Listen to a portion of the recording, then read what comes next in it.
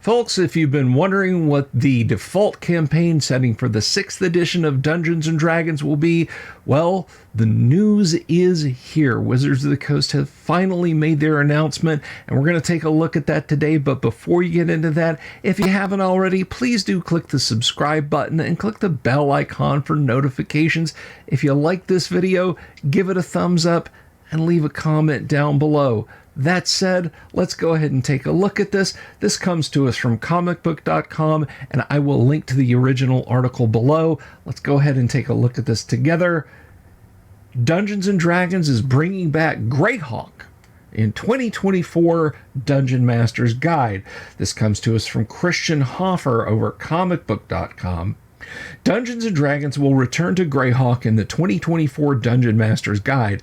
Today, Game Informer confirmed that the upcoming re-release of the Dungeon Master's Guide will use GREYHAWK as an example as to how Dungeon Masters can build their own campaign world. According to Game Informer, the book will offer, quote, ample info to bring GREYHAWK to life, but leaves much undetailed, end quote. A two-sided poster map of GREYHAWK, featuring both the GREYHAWK campaign setting, assumably a map of Earth, and the city of GREYHAWK, will also be included in the Dungeon Master's Guide. GREYHAWK was one of the first campaign settings developed for Dungeons & Dragons and was the home of many of the game's earliest adventures, created by Dungeons & Dragons co-founder Gary Gygax. I think they probably mean TSR co-founder there, but we can forgive them. The game was the home to many of D&D's oldest heroes and villains, including Mordenkainen and Vecna. Not really Vecna. References to GREYHAWK and its characters appeared in many early Dungeons & Dragons rulebooks and supplements, but it wasn't until 1980 that a World of GREYHAWK campaign setting book was first published. It was a folio. Again, this person probably doesn't know. Although several subsequent publications feature GREYHAWK, including a box set, TSR phased out GREYHAWK in favor of Dragonlance in the early 1980s. Again, that's not correct. TSR and its successor, Wizards of the Coast, would occasionally bring back GREYHAWK, most notably with the Living GREYHAWK organized play campaign. It has generally received much less focus and attention than the Forgotten Realms or other campaign settings over the past 25 years. In some ways, GREYHAWK is the perfect campaign setting for the new Dungeon Master's Guide, especially given the book's release as part of the game's 50th anniversary celebration. GREYHAWK is a classic but underutilized campaign setting that's much less developed than a place like the Forgotten Realms and can largely be featured in the Dungeon Master's Guide instead of requiring a full campaign setting book. In many ways, GREYHAWK conforms to the standard fantasy tropes, making it a perfect example of how to utilize standard fantasy elements to build a world. The new Dungeon Master's Guide will be released on November 12th, 2024. Well, setting aside some of the egregious errors in the article regarding the history of GREYHAWK, personally, I'm just going to offer my 2 cents here, guys. I think Wizards of the Coast is a bad steward of Dungeons & Dragons. I think they have been a bad steward of Dungeons & Dragons for over a decade, and I do not trust them to not completely wreck GREYHAWK. They have already decided that Bigby is a gnome because, his name is Bigby, but he's real short. That's hilarious.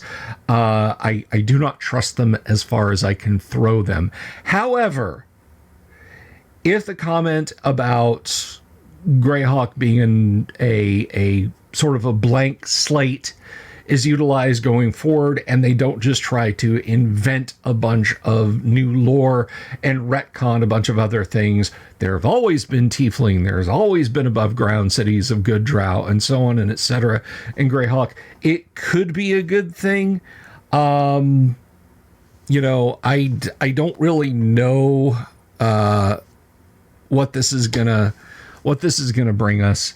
Will this mean rehashes of the Giants series, of the Slavers series, of things like White Plume Mountain and Tomb of Horrors, and even Expedition to the Barrier Peaks? I don't know. There's scant little information. And to be honest, a lot of dungeon masters might simply ignore this. I know that many people who eagerly adopted 3rd edition when it was released in 2000 simply ignored the implied GREYHAWK setting and just kept going with their Dragonlance of Forgotten Realms and otherworldly settings, and just completely disdained GREYHAWK, despite it being the ostensible default setting of 3rd edition. So who knows what this will bring as far as any respect for the GREYHAWK lore. Again, I don't think so. I mean, this article from comicbook.com gets so many bullet points about GREYHAWK that you could Google in 5 minutes completely wrong. The facts are so wrong that I could almost believe that it was written without any research whatsoever, other than the press announcement. With all due respect to Christian Hoffer, those are facts that you just could have picked up with a simple look or asking someone. For example, Vecna was never part of the original GREYHAWK. It's meant the Hand and Eye of Vecna and the Sword of Koss, which relates to Vecna, are mentioned in the 1E Dungeon Master's Guide, and that's really that's really something that's easy to look up. But again, if this individual didn't get that right, can we really expect Wizards of the Coast to have done their homework? No, I just think they'll use it as a shoebox to cram a whole bunch of disparate ideas that never really fit the campaign setting. But I could be wrong. I could be completely wrong. So let me know in the comments down below, guys. What do you think? We're all about old school D&D here on this channel. I really don't trust Wizards of the Coast to get this right. But maybe you do. Maybe you play 5th edition. Maybe you think this is going to be an absolutely wonderful thing, and you're eagerly looking forward to add this lore, whether you play 6th edition, 5th edition, or you're going to backport it into your AD&D games.